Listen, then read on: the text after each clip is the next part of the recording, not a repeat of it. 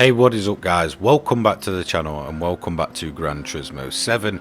Now this is going to be a video that I essentially do before every update, and it kind of helps me not only keep track of what's been updated and what hasn't, it also kind of gives me a bit of a voice in hopes that maybe Polyphony will take on board some of the things I say and maybe slowly implement them into the game. So there'll be kind of new things that I kind of think about and kind of get in my head as to how the game could be improved from update to update, and then there'll be other things that kind of just, well, stick around. Usually a day or two after, I will then take your guys' suggestions down in the comments below and essentially make a community one in hopes that it kind of does the same thing. So let's get started with the video and let's talk about, in my opinion, one of the most critical things at the minute, and I feel like this really needs to be changed and kind of shaken up sooner rather than later. So the roulette system within GT7, we all know it has the possibility to give out kind of special parts and engines within the game. Now, these little cards that come along with the engine swaps and such, when you do acquire them, do actually have a price attached to them. So it would make sense that Polyphony kind of does away with only being able to get them in the roulettes and essentially allows us to, purchase these in a store. So if a car has a specific engine swap, it kind of becomes available next to the new engine part, and basically gives you the option to swap it to that specific engine for a price. Now this, in my opinion, will completely improve the game, because not only are a lot of players missing out on a lot of kind of tunes and builds and stuff, it's quite a big part of the game when you really think about it. Engine swaps are a really fun addition. I kind of went and did a video on the new engine swaps that came with 1.27 to just discuss them and kind of talk about them, and although I didn't have all of them, it kind of became apparent that a lot of people barely have any, if a single one at all. So I feel like definitely Polyphony should look into essentially just allowing us to buy them, because I feel like this kind of takes away the whole frustration of players having a whole portion of the game locked away from them, or maybe a chance to engine swap their favorite car, which they can't because obviously they're having to essentially rely on a whole bunch of luck and RNG in order to actually get the engine that they need. And the same goes for special parts, these kind of level 5 parts and such that are kind of hidden behind the roulette system. I feel like they should do away with the whole kind of hiding them behind a kind of bit of a luck based thing, because again it just kind of limits the amount of builds you can do, and I feel like it'll kind of add to the longevity of the game. More people are going to stick around because who knows, they might find a new favorite engine swap and they'll be able to go and use it a lot more, and it'll kind of just breathe a new life into the game. So that is my main one, and it's something that I feel like a lot of people have been talking about recently, and it definitely needs addressing and adjusting. Look, put the entirety of the game there, don't kind of lock it away. We paid full price for this game. I'm not even really bothered too much about the payouts and such anymore. It's just more of kind of hiding such a big part of the game away behind a whole luck based thing. My second kind of wish list edition is one that's been around for a long while in terms of being my opinion, and that is grinding events. So look, the Gran Turismo grind has been pretty much stale for the longest time at this point. We've had the same 3 to 4 events that we can continuously run to earn a decent amount of credits, and in all honesty they are tired at this point, and I think we're all tired of just running the same events. Just opening up more kind of endurance or longer events with better payouts, or maybe even kind of reshuffling the payouts of some events, because there's quite a few that only pay out around about 200,000, and they're around about the same length, maybe just a tiny bit shorter than kind of the main 3 or 4 grinding events we have. For me, a perfect couple of examples of these events which could be readjusted would be something like the 800 event that got put into Tokyo a good few months back. Again, paying out only 200,000, it just kind of makes it kind of an irrelevant event. It's not something people are then going to repeat over, say, the Tokyo 600 event, which, whilst it's more difficult these days to get your clean race bonus, it's very repeatable, because majority of the time you can easily, once you kind of learn it, earn that clean clean race bonus over and over again. Even if it is a little bit more difficult, it's still, you know, a better pay. Even with the kind of clean race bonus added on to the 800 event, it still doesn't pay more than a non-clean race bonus 600 event. So it's just, you know, a kind of an example of a, you know, event that really could be adjusted and at least kind of open up the grind a little bit. And my favourite one personally is the 30 minutes at Road Atlanta, which for me should realistically be paying out the same as the Le Mans grind. Even if it's just a slight little bit less, I wouldn't even mind it. It's just kind of another door where I feel like I can go and comfortably grind and kind of mix it up. And I feel like that's the main thing we all need, as well as, look, it can't be that difficult just to program, you know, some lap settings and a payout system into, you know, certain events. So, you know, to just add them in, you know, we can go and create a custom race within 10 minutes that kind of gives you the same, you know, parameters that, you know, these events that get added do. So I feel like it's not really difficult to then go through the rest of the tracks and give us more of a reason to be there, you know, especially the likes of Monza, Bathurst, and, you know, Nürburgring especially as well, are all crying out for proper endurance races.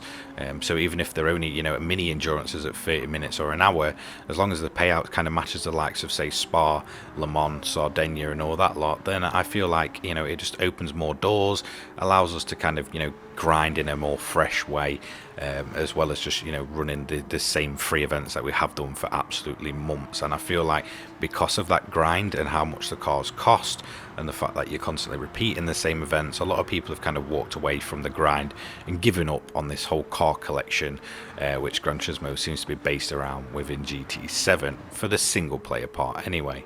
Quality of life changes next for me, in all honesty, for point 3, and I'm going to kind of address a few things here. So, you know, server stability, it's an absolute nightmare if I'm honest. It seems to differ from update to update. Some updates you'll feel like the servers are much more stable, and then all of a sudden the game will get another update and it'll be, you know, absolutely terrible for another month. It seems to really fluctuate. Now I don't know if this is just on my part that I've really noticed it, but whenever I'm hosting lobbies within certain updates, sometimes they're great and sometimes they're an absolute nightmare, depending on which update we're running on. So I think this is something that Polyphony really need to address, you know, a lot sooner rather than later. I feel like, again, there's a lot of potential there with kind of, you know, especially custom or community lobbies, which can't really be kind of, you know, I guess met because, you know, the connections all over the place from update to update. Another thing I do want to note as well, when you're kind of going into certain events, having to back all the way out to the menu just seems really ridiculous. It's such a quick change, surely. So what I mean is, if you ever go into time trial, you can essentially just change your car there and then. You know, having this option to be able to just change to a different car within the race that we're in would kind of, you know, be a lot more easier than having to back out, go and choose your other car, retune it, and then kind of jump into that event. I feel like having a car list there and ready and allowing us to, you know, tune on the go would be a massive benefit to a lot of people. Again, just skipping the whole backing out to go and change your car to, you know, tune it there and then jump back in. It just feels like, you know, although it's just a few clicks, you know, with the loading and stuff, it just seems like, you know, it's a bit unnecessary. So for me, that's an easy quality of life change to have implemented. Another bit of a kind of quality of life change as well would be the race shop that got added in one of the previous updates. I feel like if they kind of added to that with all the parts and allowed us to just essentially open up the tuning shop from the race that we're in, I feel like, again, this would, again, you know, sort of, I guess, save us time. So I feel like this is another one that I've been kind of just thinking about more and more, especially with, you know, kind of building a lot of cars recently, again, having to go to menus and backing out, when I feel like maybe, you know, just doing it within the event itself would just be a lot easier, and, you know, it saves us a lot more time and a lot less kind of just backing out and getting fed up. So I feel like this one doesn't necessarily correlate to a kind of the next update, but does kind of kind of make sense in the future of GT7. So as we all know, day one, this game is getting PSVR 2 support. Now, I'm a little bit weary about PSVR 2, and this is why probably I haven't really, pre-ordered it myself yet, and I'm on the fence, kind of just waiting to see what happens and how it's implemented within GT7. My worry is, will they kind of do a bit of an offshoot mode for this game? I know with the gameplay it made it look like the whole game was accessible through VR, but that's kind of where my worry is. Am I, essentially going to purchase PSVR 2 for, over £500, and essentially, the main game that I'll be playing it with, which would be GT7, obviously, because I make content on it, will it essentially just be a kind of cut off from the rest of the game? Is it kind of all for show and advertising? Are we essentially going to be kind of, led into this thing of, the whole game's playable on PSVR 2 for then, well, it essentially not to be? So hopefully Polyphony do implement that, properly and really well and across the board, and even if it's, only certain parts of the game to begin with, hopefully they keep up with the support of PSVR 2, because I feel like it genuinely could take this game to the next level. I've always seen a massive amount of potential with PSVR, or VR in general should I say, in terms of racing games, especially one that looks and plays as good as GT7. From a gameplay and kind of looks perspective, GT7 is absolutely fantastic, and it's, much more accessible than say a full-blown simulator, like ACC and stuff. So I feel like if it was done correctly, with the amount of people that will probably want to invest in PSVR 2 and the racing community as a whole, giving us a proper VR, racing game for console, I feel like would take this game to an absolute other level. I feel like on top of what's already great foundations, the implementation of that could, be absolutely amazing for this game, and could really kind of give it that extra boost in popularity that it would, really needs from time to time. Because when it's kind of in between updates, or we get a poor update, you'll see the popularity of the game kind of decline before going back up again on the next update. So I feel like getting that implemented properly into the game is critical for this game and for, the future of its updates. And hopefully they really do build upon the solid foundations that are already in this game and get PSVR 2, looking and feeling absolutely awesome for it. So there we have it. That is my wish list for the next update. Obviously it's mainly just quality of life, and I feel like kind of with the release of Forza coming up, that kind of, if you think about it, has the engine swaps readily available for you to purchase, well, the transmission swaps and stuff. So I feel like it would be a good idea to kind of, get GT7 to go down that route as well, instead of just hiding them away. Make them as accessible and as fun as possible. Now don't forget to leave your suggestions down below. I will be making a video on the top rated ones, just go into as much detail as you can, and yeah, leave me a few points if you really want. You're not limited to just one, and I'll pick out my favourite ones of the bunch and make a video on that tomorrow, or maybe the day after. So thank you so much. Don't forget to like, comment, subscribe, turn those notifications on so you don't miss an upload from myself.